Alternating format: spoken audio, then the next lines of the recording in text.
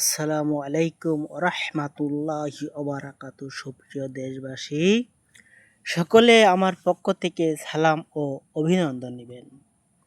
আজ আমি আপনাদের মাঝে কিছু কথা বলবো, যে কথাগুলো না বললেই নয়।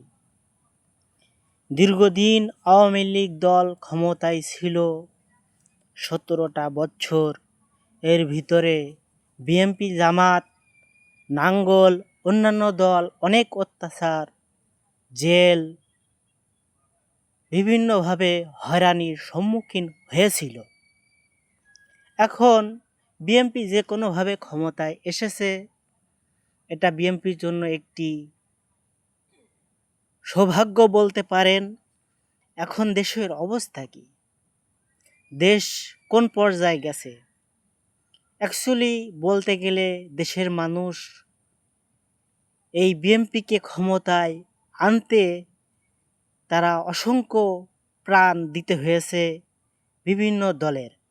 আওয়ামী লীগ দল বাংলাদেশ থেকে নিষিদ্ধ হয়েছে। এখন বিএনপি দল বাংলাদেশের ক্ষমতাশীল ব্যক্তি হিসেবে রাষ্ট্র গঠন করে তারা দেশ চালাচ্ছে, পরিচালনা করছে। আমি বলতে চাই, বিএনপির এর আগে জননেত্রী বেগম খালেদা জিয়া ছিলেন প্রধানমন্ত্রী। খালেদা জিয়া বহু বছর আগে ছিলেন, তারপরে ছিলেন শেখ হাসিনা। এনারা ছিলেন মহিলা মানুষ, মেয়ে মানুষ। এখন বর্তমান তারেক রহমান, তিনি দেশের রাষ্ট্রনায়ক, প্রধানমন্ত্রী হয়েছে। আমি বলতে চাই বাংলাদেশের সকল মানুষকে, আপনারা দেশকে ভালোবেসে দেশের মানুষকে সম্মান জানিয়ে মারামারি, হট্টগোল এগুলো না করে